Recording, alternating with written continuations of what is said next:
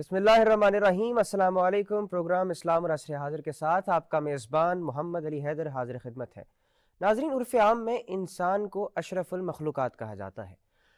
اب سوال یہ ہے کہ آخر انسان میں وہ کون سی خصوصیات ہیں، وہ کون سے محرکات ہیں جو اسے رب کریم کی باقی تخلیقات سے بہتر اور اس سے برتر بناتی ہیں۔ چنانچہ یہ سوال لیے ہم تاریخ کے اوراق کو پلٹتے ہیں تو ہمیں رینیسانس اور اس کے بعد انلائٹنمنٹ کے دور میں یہ بحث اور یہ ذکر نظر آتا ہے کہ آخر انسان کی عظمت کیوں ہے اور آخر انسان کو عظیم کیوں سمجھا جائے۔ چنانچہ کئی فلسفیوں نے اور کئی محققین نے اس سوال کے جواب کے لیے بہت سی تحریریں قلم بند کی۔ اس میں ایک بڑا نام ایک اطالوی فلسفی کا ہے جن کا نام جیوانی پیکو ہے۔ وہ ایک ایسے فلسفی تھے جنہوں نے اپنے لیکچرز کو اور اس کے بعد اپنی تقاریر اور اپنے خطابات کو ایک کتاب کی صورت میں درج کیا، اور اس کتاب کا نام ہے oration on the dignity of مین۔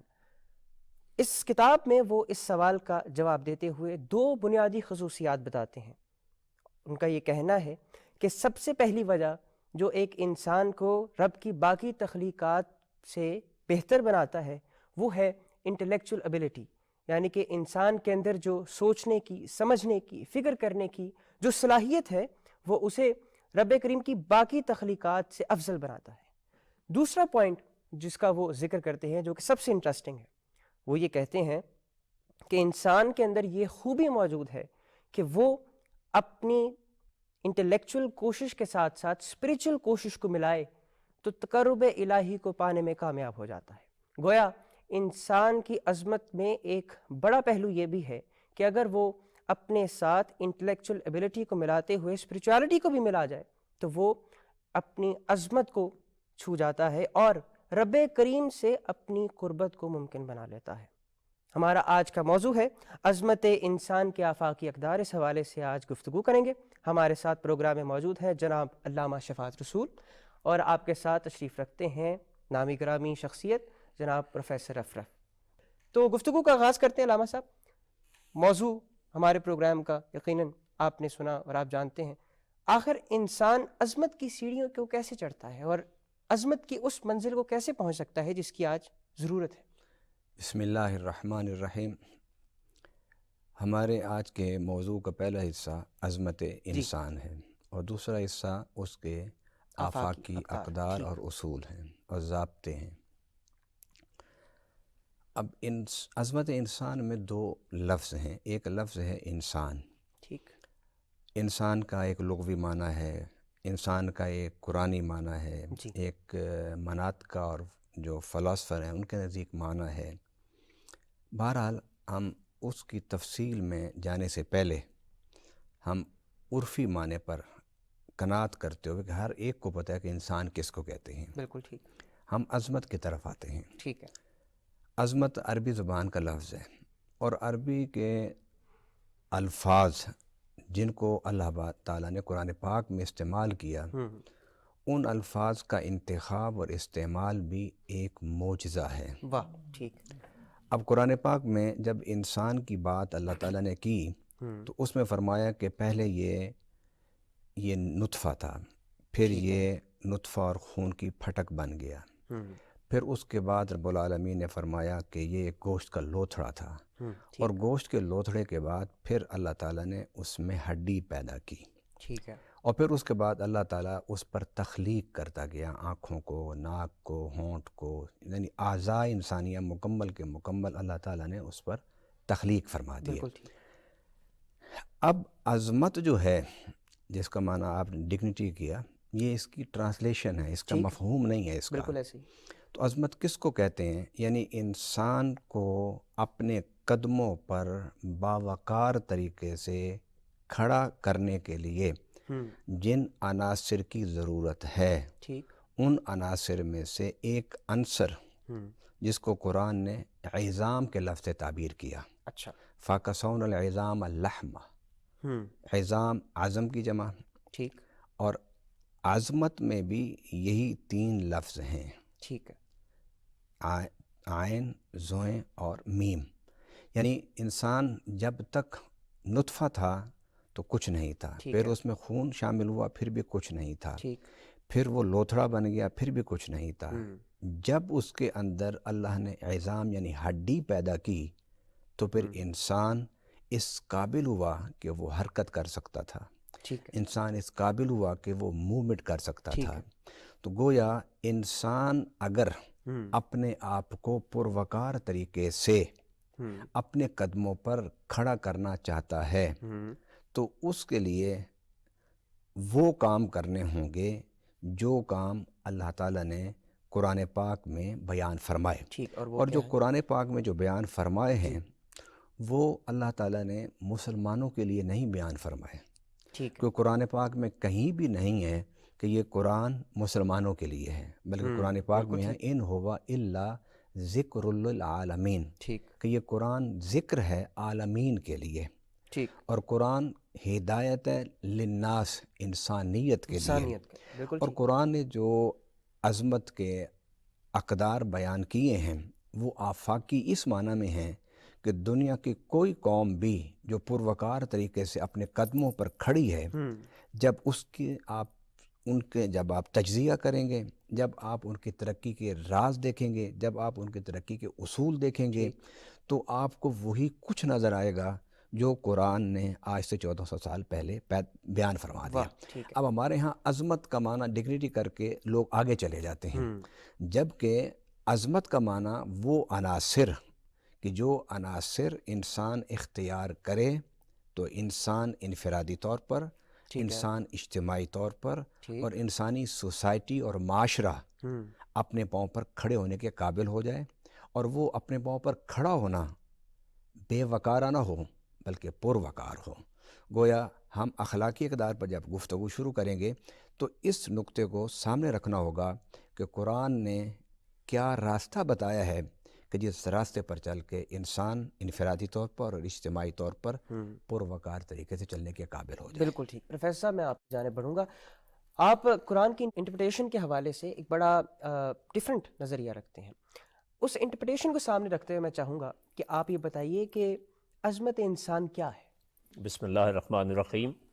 وَلَقَدْ كَرَّمْنَا بَنِي آدم، یہ ایک آیت ہے قرآن کی کہ اللہ نے انسان کو عزت والا پیدا کیا، ٹھیک، عزت والا پیدا کیا، لیکن اس نے عزت والا رہنا آخری سانس تک کیسے ہے، وہ جو دورانیہ ہے ہوش سنبھالنے سے ہوش گنوانے تک کا، وہ کیسے، وہ علامہ صاحب کی چونکہ وہ جواب میں بہت اچھے انداز میں آ گیا تو میں اس کو رپیٹ نہیں کرتا۔ ٹھیک ہے، ایک اور آپ کو مثال دیتا ہوں جس سے یہ بہت کچھ واضح ہو جائے گا، شاید آپ کو زندگی میں بہت سے سوالوں کے جواب مل جائیں گے۔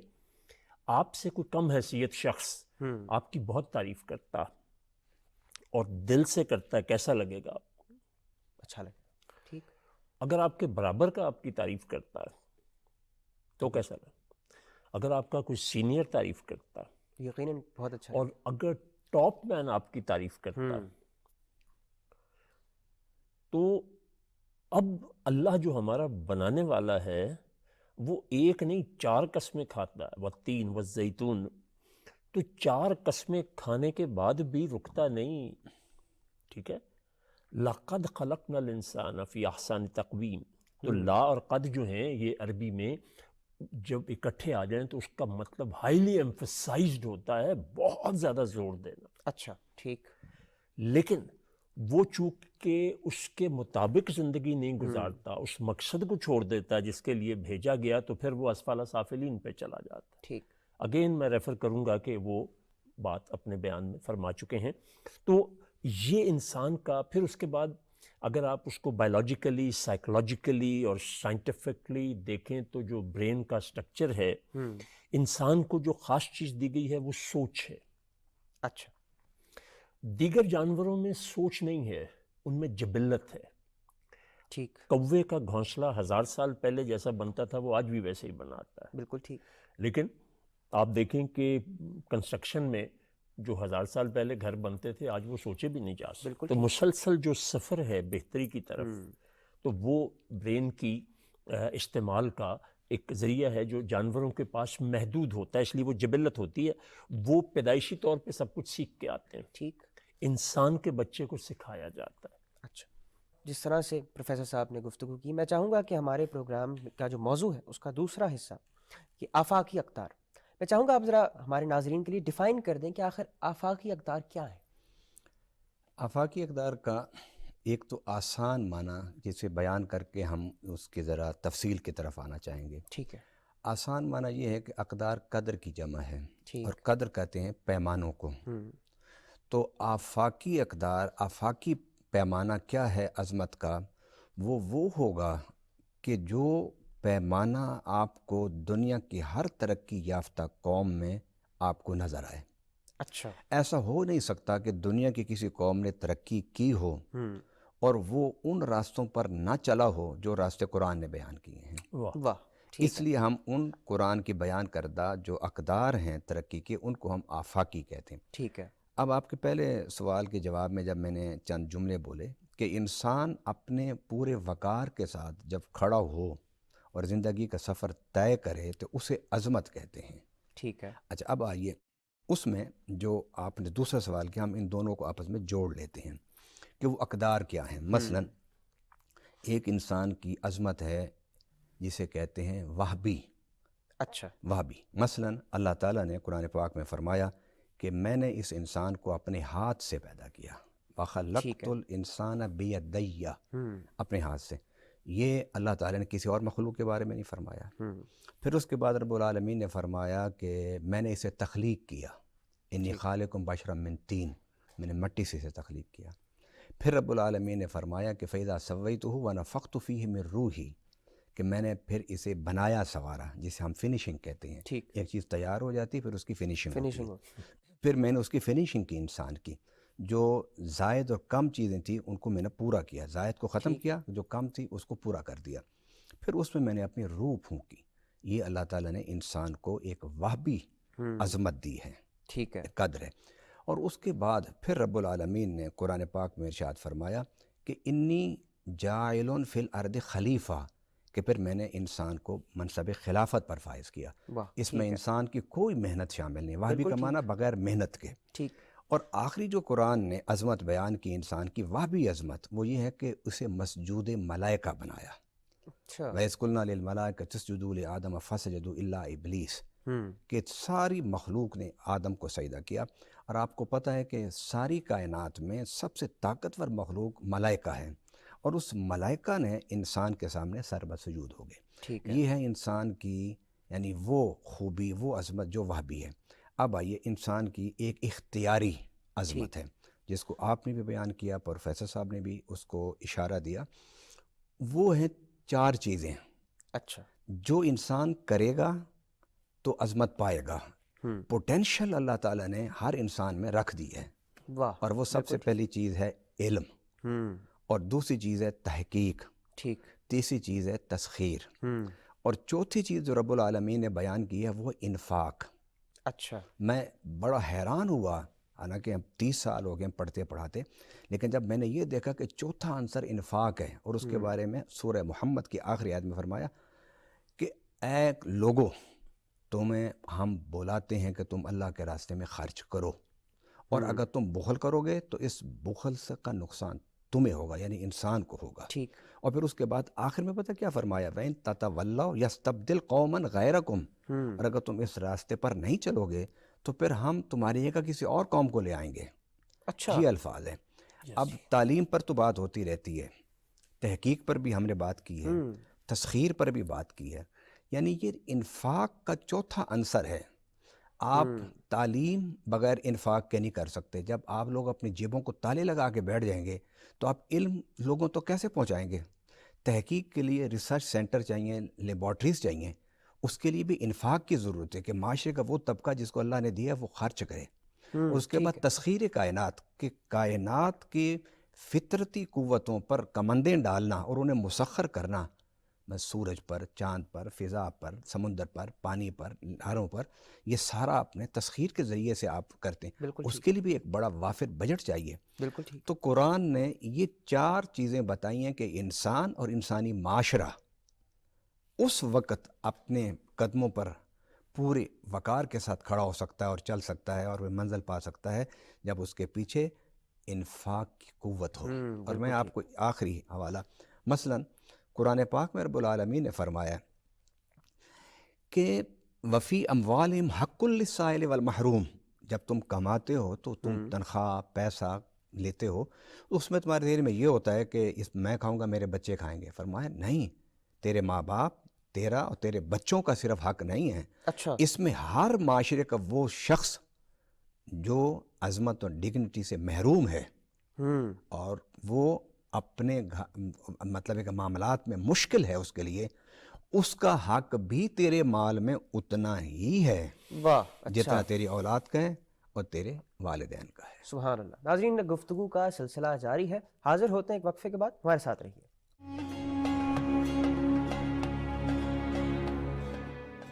ایک دفعہ پھر پروگرام میں خوش آمدید. پروفیسر صاحب، آپ کی جانب بڑھوں گا. مجھے یہ بتائیے کہ ہم ترقی یافتہ سوسائٹیز کو دیکھتے ہیں، آخر ایسی کون سی اقدار ان کے پاس ہیں جو ہمارے پاس نہیں؟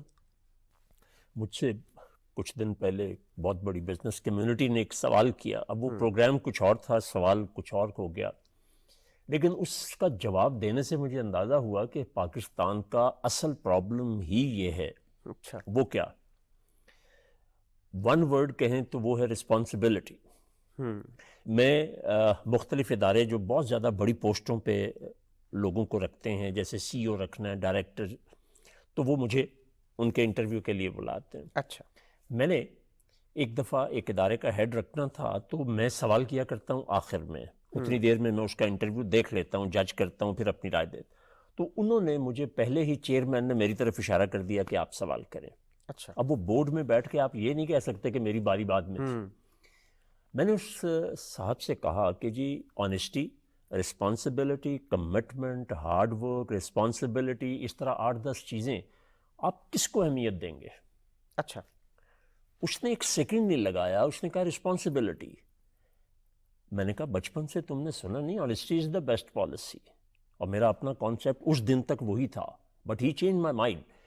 وہ کہتا ہے سر جس شخص میں رسپانسبلٹی آ جائے اس کو پرواہ نہیں ہوتی مجھے کون دیکھ رہا اور کون نہیں دیکھ رہا. وہ ہارڈ ورکر بھی ہو جاتا ہے، وہ لائل بھی ہو جاتا ہے، وہ سب کچھ ہی ہو جاتا ہے. پھر وہ اس نے ایک لمبا جواب. واہ. آج ہمارے ہاں پی این سے لے کے پریزیڈنٹ تک کوئی شخص بھی اتھارٹی لینا چاہتا ہے، رسپانسبلٹی نہیں لینا چاہتا. واہ، بالکل ٹھیک. اور اس کے ساتھ موٹیویشن، اونرشپ بڑی امپورٹنٹ چیز ہوتی ہے. کینیڈی جب گیا نا جی ادھر اپالو کا وزٹ کرنے، وہ چونکہ میں نے خود وہ سارا ٹی وی کے پاس بیٹھ کے دیکھا تھا. اچھا. اس نے سویپر سے پوچھا، اندر داخل ہوا تو سویپر سے پوچھا، چونکہ اس سے پہلے بہت دفعہ وہ منصوبہ ناکام ہو چکا تھا. بالکل ایسے. اس نے سویپر سے پوچھا what are you doing here؟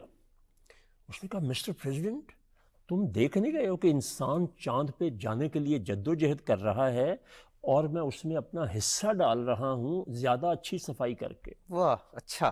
اس نے اندر جا کے پروجیکٹ کی بریفنگ لینے سے پہلے جو جملہ کہا وہ یہ تھا کہ اب ہمیں چاند پہ جانے سے کوئی نہیں روک سکتا جہاں اونرشپ اور رسپانسبلٹی کا یہ لیول. آپ اپنے ملک کو، چونکہ میں سرکاری، پرائیویٹ، مذہبی ہر طرح کے اداروں سے منسلک ہوں، 136 ادارے بہت بڑا نمبر ہے.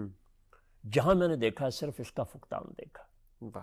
اور دین جو ہے اس میں اگر آپ دیکھیں تو رسپانسبلٹی پہ انہوں نے جو انفاق کی بات کی ہے نا، یقین کریں وہ علامہ صاحب کی بات ابھی تک میں انفاق میں لے کے گھوم رہا ہوں کہ یہ پہلو بالکل ہی مسنگ ہے. اس کی سادہ ترین اگر مثال دوں، اور یہ آپ کے ٹی وی سے بہت دنیا کو پہنچ جائے گی، جب ہم پہ تنگی اور مشکل آتی ہے ہم سب سے پہلے انفاق کو روکتے ہیں، چیریٹی کو روکتے ہیں. بالکل ایسے ہی. جبکہ وہ ہمیں ملنے کا ذریعہ ہوتا ہے. تو یہ ایک اتنے بڑے پہلو کی نشاندہی کر دی ہے کہ وہ مجھے ریفریش ہو گیا. جیسے رسپانسبلٹی جو ہے، جتنی مجھے اس صاحب سے سمجھ آئی تھی، آج گفتگو میں وہ انفاق کا ذکر کچھ اس انداز میں انہوں نے کر دیا ہے کہ یہ میرے لیے بہت بڑا آئی اوپنر ہو گیا. بالکل ہی. آپ بھی اس حوالے سے روشنی ڈالیے کہ کون سی اقدار ہیں جن کو آپٹ کرنا اس وقت ہماری سوسائٹی کے لیے بہت ضروری ہے. یقیناً بہت سے کرائسس کا ہمیں سامنا ہے، آخر ہم کون سی اقدار کو آپٹ کریں کہ ان کرائسس سے نکل سکیں؟ دنیا میں اس سوال کا جائزہ لینے کے لیے میرے پاس نبی پاک صلی اللہ علیہ وسلم کا ایک فرمان ہے. میرے آقا نے فرمایا کاد الفقر ان یکون کفرا، کہ جو فقر ہے نا، غربت اور مفلسی یہ انسان کو کفر تک لے جاتی ہے. اچھا. اور پھر وہ ایک شعر بھی ہے کہ مفلسی حص لطافت کو مٹا دیتی ہے. ٹھیک. آپ جب خود غرض ہو جائیں گے نا تو آپ نہ اپنے گھر کو چلا سکتے ہیں، نہ معاشرے کو، اور نہ ہی انسانی سوسائٹی کو، نہ ہی ملک کو اپنے پاؤں پر عزت و وقار کے ساتھ کھڑا کر سکتے ہیں. ہمارے ہاں سب سے بڑا المیہ یہ ہے کہ ہم لوگ بہت کچھ کماتے ہیں، اور بہت کچھ کمانے کے بعد ہم اپنے ملک کو پورا ٹیکس دینے کے لیے تیار نہیں. بالکل ٹھیک ہے. ہم بہت کچھ کماتے ہیں، پھر اس کمائے ہوئے میں سے اپنے 2 بچوں پر لاکھوں کروڑوں کے حساب سے خرچ کر دیں گے، اور انسانی سوسائٹی جو آپ کے دائیں بائیں اور آگے پیچھے ہے اس کے لیے آپ کچھ نہیں کریں گے. جبکہ میرے آقا صلی اللہ علیہ وسلم کا فرمان ہے کہ 40 گھر کی ذمہ داری اس شخص پر ہے جس سے اللہ تعالیٰ نے حالات میسر دیے ہیں. 40 گھر فرمایا، دائیں 40 گھر، بائیں 40 گھر، آگے 40 گھر، پیچھے. جس طرح پروفیسر صاحب نے فرمایا کہ ریسپانسبلٹی، احساس ذمہ داری، اس چیز کو پیدا کرنے کی ضرورت ہے. ٹھیک ہے. اور میں سمجھتا ہوں کہ اگر ہم سب کچھ حکومت پر ڈالتے ہیں، چلیے 1 منٹ کے لیے آپ ڈال دیجیے حکومت پر، تو حکومت کن سے ہے؟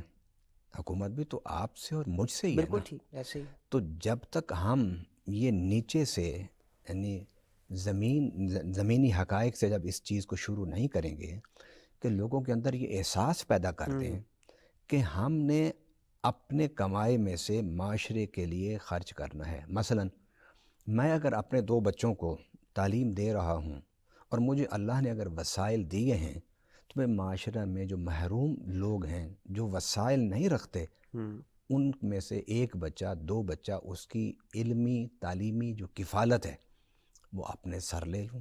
واہ بالکل ٹھیک. جب تک ہم اس راستے پر نہیں آئیں گے، یہ ٹھیک ہے کہ آپ کو سچ بولنا ہے، اگر آپ نے عظمت حاصل کرنی ہے، آپ نے صداقت سے کام لینا ہے، آپ نے امانت سے کام لینا ہے. میرے آقا صلی اللہ علیہ وسلم کی اعلان نبوت سے پہلے بھی اگر کوئی پہچان تھی تو وہ کیا تھی؟ صادق الامین. حضور صلی اللہ علیہ وسلم کو لفظ محمد سے لوگ کم جانتے تھے، لیکن جب وہ کہتے تھے صادق الامین، ہر بندہ سمجھتا تھا کہ صادق الامین سے مراد وہ حضرت عبداللہ کے بیٹے ہیں. اس میں کوئی شک نہیں. مثلا نبی پاک صلی اللہ علیہ وسلم نے جب اعلان نبوت فرمایا، اس اعلان نبوت فرمانے کے بعد جب انہوں نے آپ سے دلیل مانگی کہ آپ سچے نبی اور رسول ہیں، تو آپ نے کوئی فلسفیانہ دلیل نہیں دی ان کو، نہ کوئی منطقیانہ دلیل دی. آپ نے فرمایا فقط لبثت فیکم عمرا من قبلہ افلا تعقلون، میں تم میں 40 سال گزار چکا ہوں، تجارت بھی کی ہے، زراعت بھی کی ہے، سفر بھی کیے ہیں، معاہدے بھی کیے ہیں تمہارے ساتھ، شادیاں بھی کی ہیں، میں نے شادی کی ہے، بچے پیدا ہوئے ہیں، میں کسی کا باپ ہوں تو کسی کا بیٹا ہوں، کسی کا رشتہ دار ہوں، کسی کا دوست ہوں. مجھے بتاؤ کہ میری اس 40 سالہ زندگی میں تم نے میرے کردار کی سفید چادر پر کوئی ہلکا سا کالا دھبا دیکھا؟ تو ان سب نے کہا کہ نہیں. تو پھر قرآن نے کہا افلا تعقلون، پھر تمہیں عقل سے کام لینا چاہیے، سوچنا چاہیے. اب حضور صلی اللہ علیہ وسلم نے یہ اپنا ثبوت دلیل پیش، کیونکہ جبرائیل نے تو آ کے کہا نہیں تھا، نہ اللہ نے آ کے اعلان کیا تھا سامنے، تو حضور نے اس کردار کو پیش کیا. ہم اگر سوسائٹی کو عظمت کے راستے پر چلانا چاہتے ہیں تو پھر ہمیں اپنے انفرادی اور اجتماعی جو کردار ہے، سیرت ہے، اس کو بہتر کرنا ہوگا. پروفیسر صاحب، آپ نے رسپانسبلٹی کی بات کی اور علامہ صاحب نے بات کی کہ ہمیں اپنا انفرادی کردار پر کام کرنا ہے. آخر نئی جنریشن میں آپ رسپانسبلٹی کو کیسے لے کر آ سکتے ہیں؟ انہیں رسپانسبل کیسے بنا سکتے ہیں؟ ایجوکیشنل انسٹیٹیوشن اس حوالے سے کیسے کام کر سکتے ہیں؟ میں سرکاری اور پرائیویٹ اداروں میں بہت سینئر لیول پہ ٹریننگز کراتا ہوں، کیپیسٹی بلڈ کرتا ہوں. تو جہاں کہیں ڈسکشن کے لیے جاتا ہوں، میں چائنا کی جو دیوار ہے، چائنا وال، اس کی مثال دیتا ہوں. دیکھیے، چائنا وال میں اس وقت کے بیسٹ سورسز اور ریسورسز استعمال کیے گئے، اچھا میٹیریل، اچھے کاریگر. جب وہ بن گئی تو بہترین تربیت یافتہ گارڈز وہاں پر تعین کیے گئے. مقصد کیا تھا کہ دشمن کے انویژن سے، اس سے حملہ آوری سے بچا جائے. ٹھیک ہے، یہاں تک لوگوں کو پتہ ہے، لیکن یہ بڑے کم لوگوں کو پتہ ہے کہ وہ دیوار 3 دفعہ بریچ ہوئی. اچھا نہ توڑی گئی نہ پھاندی گئی. تو پھر کیا ہوا؟ گارڈوں نے پیسے لے کے دروازے کھول دیے. اچھا تو یہ جو اقدار اور ویلیوز ہیں یہ اتنی امپورٹنٹ ہوتی ہیں. آج وقت کے ساتھ ساتھ زندگی کو اتنا مشینی روبوٹک بنا دیا گیا ہے, میٹیریلسٹک بنا دیا گیا ہے کہ ویلیوز کی طرف خیال ہی نہیں آ رہا. بالکل ایسے ہی. اشفاق صاحب مرحوم سے ایک دفعہ میری ملاقات ہوئی, تو میں نے معاشرے میں اقدار اور جو کچھ بھی معاشرے کے تکالیف اور انریسٹ تھا نا انفرادی انسانوں کا اور مجموعی, وہ اب وہ بڑے احترام سے بات سنتے رہے. پھر کہندے نہ میرے کو پروفیسر تہاڈے جنیاں ڈگریاں نہ گلاں, مگر آپ کے سوال کا جواب ہے اور بڑا ہی مختصر ہے. میں کہا جی بتائیے. کہندے سارے گلاں دا مسئلہ وجہ یہ بنی ہے کہ چاچا گواچ گیا. اچھا اب چاچا, اب آپ لوگوں کے چونکہ دور نہیں ہے نا, تو وہ دور جو آج سے 50 سال پہلے کا کلچر تھا کہ جس کے کندھے پہ سر رکھ کے آپ رو سکتے تھے. وہ عورت مرد بچے کی قید نہیں ہے, اس نے پھر آپ کو ایکسپلائٹ نہیں کرنا ہوتا, آپ کی ریکارڈنگ یا مووی بنا کے لوگوں کو دینی نہیں ہوتی تھی, آپ کے وہ دکھ کو بانٹتا تھا. وہ جو میں نے سہارا نہیں. اونرشپ کی ٹھیک. بات کی ہے نا, تو آج ہم اونرشپ لینا بالکل بند کر گئے. ٹھیک. اگر ویلیوز نہیں, اب آپ دیکھو نا اسکولوں کالجز میں نے پچھلی حکومت میں بہت زیادہ وعدے کیے گئے کہ میں یہ کرتا ہوں, اور اس سے پچھلی والی نے تو میرے سے پالیسی بنوا کے, کوئی بھی وجہ ہوئی ہوگی, کردار سازی بیچ میں سے نکال دی گئی ہے. سارا زور جو ہے وہ شخصیت سازی پہ آ گیا. معاشرے ایسے کبھی نہیں بنا کرتے. پیکنگ اچھی سے اچھی بن جائے گی, لیکن یاد رکھیے گا کہ پروڈکٹ جو ہے وہ بیچ میں سے بیڑا غرق نکلتی ہے.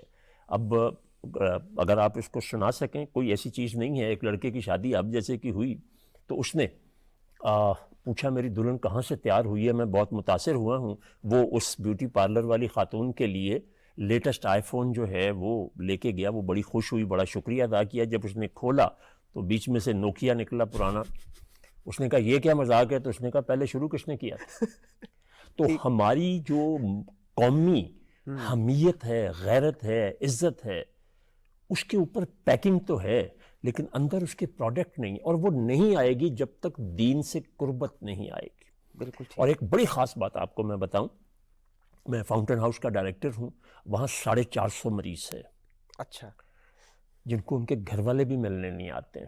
ان میں سے وہ لوگ جو باقاعدہ دین سمجھتے ہیں یا نہیں سمجھتے, صرف وہ ریچولز کو فالوورز ہیں نا, یعنی جو عام دین کے شعار ہیں ان کو, مذہب کے شعاروں کو پورا کرتے ہیں, نماز روزہ اپنے آپ کو, وہ ہارڈلی 10% ہیں. اسپریچویلٹی اتنا امپورٹنٹ چیز ہے. اب سر جو لیٹسٹ تحقیق جن میں میں ٹریننگز میں گیا ہوں, تو میں نے ایک نئی چیز وہاں سے دیکھی کہ ہم دین کی طرف نہیں آ رہے. وہ کہتے ہیں یہ آئی کیو, ٹھیک ہے, اور دوسرا emotional quotient, intelligent quotient, social quotient. اب وہ کہہ رہے ہیں کہ نہیں, انسان کی تکمیل نہیں ہو رہی. انسان جو ہے وہ ترقی کی طرف نہیں جا رہا, اقدار کے حوالے سے تنزلی ہو رہی ہے. تو اسپریچول کوشنٹ جو ہے نا وہ بھی کوئی چیز ہے. اچھا, اب وہ اس کو اسپریچول کا لفظ دین کا نہیں دے رہے ہیں, وہ کہتے ہیں ڈیوائن ڈیزائن کی طرف آپ جائیں. بالکل ٹھیک. تو ڈیوائن ڈیزائن کیا ہے کہ جو اس کائنات کے مالک نے سسٹم بنایا, تو الٹیمیٹ انسان اصلاح پا سکتا ہے تو صرف اسلام کے حوالے سے پا سکتا ہے. بالکل ٹھیک. اور ناظرین, وقفے کا وقت تو ہوا چاہتا ہے, لیکن وقفے سے قبل میں پروفیسر افرف آپ کی تشریف آوری پر آپ کا مشکور ہوں. ناظرین, وقت ہوا ہے ایک بریک کا. حاضر ہوتے ہیں وقفے کے بعد, ہمارے ساتھ رہیے.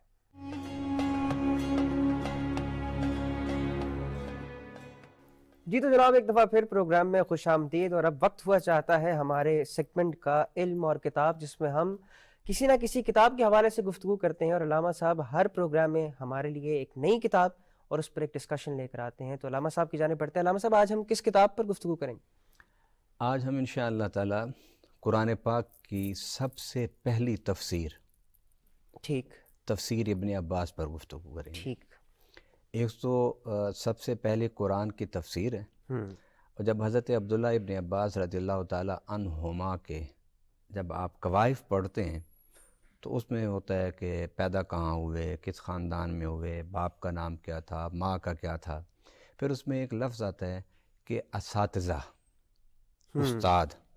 تو حضرت عبداللہ ابن عباس رضی اللہ تعالی عنہ کے کوائف میں جب میں نے استاد کا خانہ دیکھا تو اس میں مجھے نام نظر آیا اپنے آقا صلی اللہ علیہ وسلم، سبحان اللہ، ٹھیک، اور میں نے کہا عبداللہ ابن عباس تمہاری اس عظیم شاگردی پر قربان جاؤں۔ واہ، حضرت عبداللہ ابن عباس رضی اللہ تعالیٰ عنہ کے بارے میں ہے کہ جب آپ پیدا ہوئے تو ہجرت سے 3 سال پہلے پیدا ہوئے، ٹھیک، تو جب پیدا ہوئے تو آپ کو گھٹی میرے آقا صلی اللہ علیہ وسلم نے تھی۔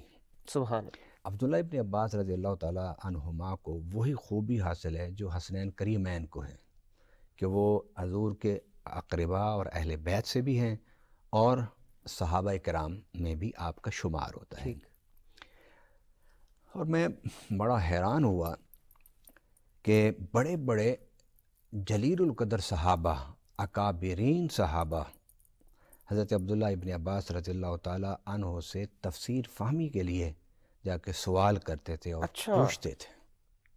ٹھیک، اور حضرت عبداللہ ابن عباس رضی اللہ تعالیٰ عنہما ایک دفعہ آپ اپنی خالہ کے گھر تھے، اچھا، تو جو حضور کی زوجہ محترمہ تھیں،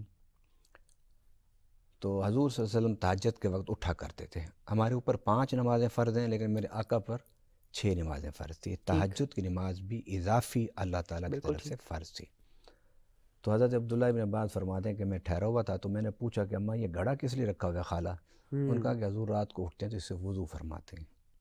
حضرت عبداللہ ابن عباس فرماتے ہیں کہ میں نے سوچا اچھا، تو میں نے گھڑے سے پانی لوٹے میں ڈال کے رکھ دیا، تو حضور جب اٹھے تو آپ نے وضو فرمایا۔ صبح پوچھا کہ یہ تبدیلی کیا تھی، یہ آپ نے کی اپنی زوجہ محترمہ نے؟ کہ میں نے نہیں کی، میرا بھانجا عبداللہ آیا ہے، یہ شاید اس نے کی ہے، تو بلایا۔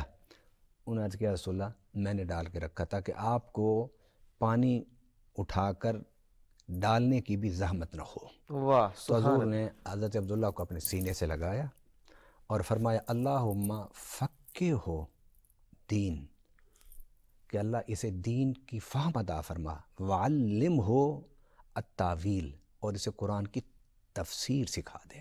سبحان اللہ، حضور صلی اللہ علیہ وسلم کی اس دعا کی برکت تھی، اس سبحان لعاب کی برکت تھی، حضور کے سینے سے لگانے کی برکت واہ، تھی، اور حضور نے جب دعا دی تو اس کی برکت سے اللہ تعالیٰ نے حضرت عبداللہ ابن عباس رضی اللہ تعالیٰ عنہما کو قرآن کا سب سے پہلا ترجمان، قرآن کا سب سے پہلا مفسر، قرآن کا سب سے پہلے وضاحت کرنے والا۔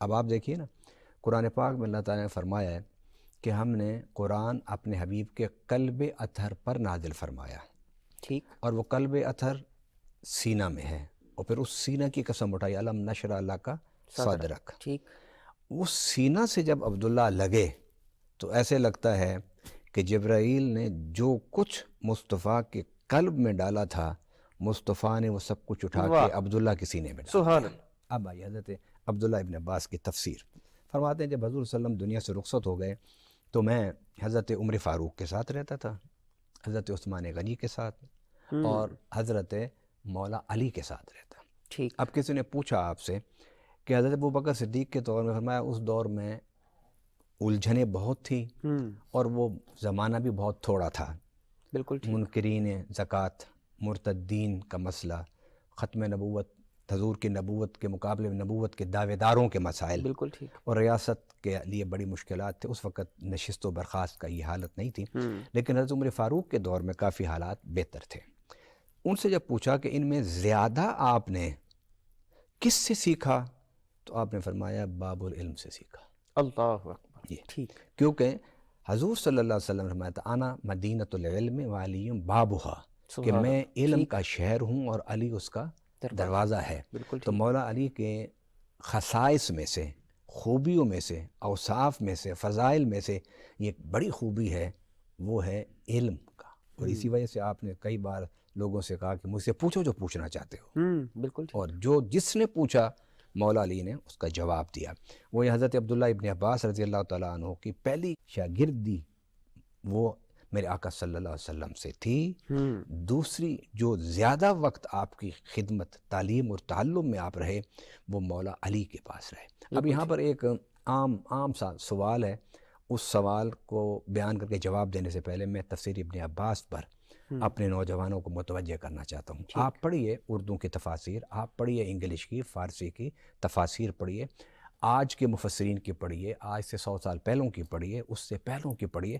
اسلام 14 صدیوں پر محیط ہے. بالکل ٹھیک. لیکن میں اپنے نوجوانوں کو یہ ایک سبق دینا چاہتا ہوں، جو بار بار پوچھتے ہیں کہ یہ قرآن کی وہ کون سی تفسیر ہے جسے پڑھنا چاہیے. آج میں ان کے اس سوال کی تشنگی کو ختم کرنے کے لیے، یا اس تشنگی کو مٹانے کے لیے، یا اس تشنگی کو پورا کرنے کا راستہ بتا رہا ہوں کہ وہ تفسیر ابن عباس رضی اللہ تعالیٰ عنہما کو مطالعہ کریں، اسے پڑھیں.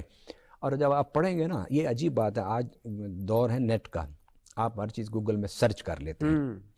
اس میں کچھ لوگوں نے یہ بھی کہا کہ حضرت عبداللہ ابن عباس رضی اللہ تعالیٰ عنہما نے جو تفسیر کی ہے اس میں روایات ثقہ نہیں ہیں. اچھا، اس سے کیا مراد ہے؟ بھئی ثقہ روایات احادیث جو ہیں وہ زیادہ مستند نہیں ہیں. اچھا، میں نوجوان کو یہ جواب دینا چاہتا ہوں، یہ سوال تو آپ ہر کتاب پر اٹھا سکتے ہیں سوائے قرآن کے. ہمیں میرے آقا صلی اللہ علیہ وسلم نے ایک اصول دیا ہے تفسیر کے بارے میں. فرمائے گا قرآن اپنی تفسیر خود کرتا ہے. القرآن یفسر بعدہ بعدن. قرآن کی ایک آیت دوسری آیت کی تفسیر کرتی ہے.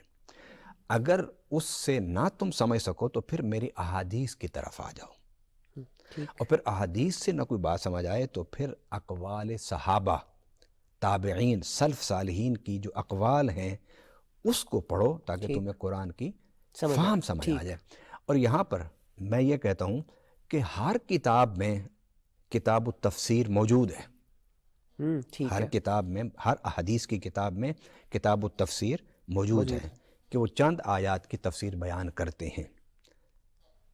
مستند ہے تفسیر ابن عباس، اس لیے مستند ہے کہ تفسیر ابن عباس میں قرآن پاک کی آیات کی تفاسیر کے بارے میں ہے وہی احادیث مبارکہ میں نے مسلم میں بھی دیکھی، میں نے بخاری میں بھی پڑھی، میں نے ترمذی میں بھی پڑھی، میں نے ابو داؤد، نسائی، ابن ماجہ، اور جتنی احادیث کی کتابیں ہیں ان میں جہاں جہاں کتاب التفسیر کا مجھے چیپٹر، عنوان اور باب ملا ہے اس میں ہو ہی نہیں سکتا کہ حضرت عبداللہ ابن عباس رضی اللہ تعالی عنہما کی بیان کی ہوئی احادیث کا ذکر نہ ہو.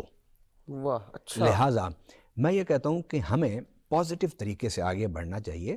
جب ایک شخص تفسیر کے میدان میں اور اس کے مطالعے میں اترتا ہے تو اسے اللہ خود اس کا ہاتھ پھر پکڑ لیتا ہے، رب اسے بتاتا ہے کہ یہ ٹھیک ہے اور یہ غلط ہے.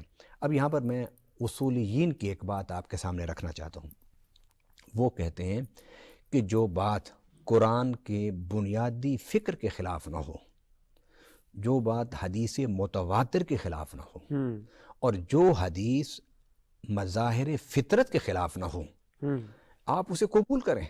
جب آپ کسی حدیث کو بیان کرتے ہیں تو اس میں دو حصے ہوتے ہیں، ایک حصہ ہوتا ہے سند کا اور ایک حصہ ہوتا ہے متن کا. بالکل ٹھیک. جو ان فلاں ان فلاں ان فلاں، یہ جو ان سے روایت بیان ہوتی ہے یہ ہے سند. اور آگے جب رسول اللہ صلی اللہ علیہ وسلم کا ارشاد گرامی آتا ہے تو اسے ہم کہتے ہیں متن. اگر کہیں سند کمزور بھی ہے تو اسے رد نہ کرو، اس کو ان تین اصولوں پر پرکھو کہ آیا یہ قرآن کے بنیادی فکر کے خلاف تو نہیں، آیا یہ رسول اللہ صلی اللہ علیہ وسلم کی جو احادیث متواتر، حدیث متواتر ہے، پھر حدیث مشہور ہے، حدیث واحد ہے، متواتر حدیث کے خلاف تو نہیں. لہٰذا مجھے تو حضرت عبداللہ ابن عباس رضی اللہ تعالی عنہما کی جو تفسیر ہے، تفسیر اس میں میں چھوٹا دعویٰ نہیں کر رہا، بڑا دعویٰ کر رہا ہوں. علم والوں کے لیے یہ بات ہے. ٹھیک ہے. اور اس میرے دعوے سے ہو سکتا ہے میرا نوجوان مطمئن ہو کے قرآن کی تفسیر کی طرف متوجہ ہو. اور یہ قرآن کی تفسیر کی پہلی سیڑھی ہے. حضرت عبداللہ ابن عباس رضی اللہ تعالیٰ عنہ نے کوئی پورے قرآن کی تفسیر نہیں کی.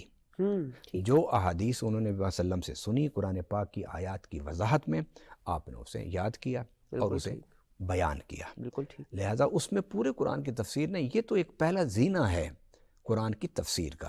اور میں یہاں ایک بات کرتا چلوں، بڑی ایک عام بات ہے، عام کا معنی سب کے لیے. آپ کو پتہ ہے کہ قیامت کے دن رسول اللہ صلی اللہ علیہ وسلم اللہ سے ایک شکوہ کریں گے، اور وہ کیا؟ وقال الرسول یا رب ان قوم اتخذوا ھذا القرآن مہجورا. اے اللہ کہ میری قوم نے قرآن کو ترک کر دیا تھا. اب ہمارے پاس قرآن ترک تو نہیں کیا، ہمارے تو ہر گھر میں قرآن ہے، اور ہر برات میں ہم قرآن ساتھ دیتے ہیں، اور گھر سے نکلتے ہوئے ہر ایک کے سر پر قرآن رکھ کے اس کو گزارتے ہیں. اللہ تیری سلامتی فرمائے. ہمارے ہر دکان میں قرآن ہے، ہمارے ہر دفتر میں قرآن ہے، ہمارے اسمبلیوں میں قرآن ہے، ہمارے تعلیمی اداروں میں قرآن ہے، تو ترک کہاں کیا؟ ترک کا مطلب یہ ہے کہ کتاب قرآن پاک کا نسخہ تو موجود ہے، لیکن اس کے اندر جو تعلیمات ہیں نہ ہم نے خود اسے اپنایا اور نہ کسی کو اپنانے کی دعوت دی. آئیے تفسیر ابن عباس کے ذریعے سے میں یہ دعوت فکر دیتا ہوں کہ قیامت کے دن جب نبی پاک صلی اللہ علیہ وسلم شکوہ کرتے ہوئے اشارہ فرمائیں کہ اللہ یہ وہ میری قوم ہے جس نے قرآن کو چھوڑ دیا تھا، اور پھر اشارہ فرمائیں کہ یہ میری وہ قوم ہے جس نے قرآن کو پڑھا، سمجھا اور سمجھایا اور عمل کیا، ہم اپنی تھوڑی سی زندگی میں محنت کر جائیں تاکہ ہم اس اشارے میں آ جائیں، میرے آقا کے اشارے رحمت میں، کہ جہاں حضور مسکرا کے خوشی سے دیکھیں یہ میرے وہ امتی ہیں جنہوں نے میرے قرآن کو اپنے دل سے لگا کے رکھا. سبحان اللہ. اور ناظرین، اسی کے ساتھ پروگرام کا وقت بھی ختم ہوا چاہتا ہے. میں علامہ صاحب آپ کی تشریف آوری پر آپ کا مشکور ہوں. اگلی دفعہ انشاءاللہ اگلے ہفتے ملاقات ہوگی. تب تک کے لیے اپنے میزبان محمد علی حیدر کو اجازت دیجیے. اللہ حافظ.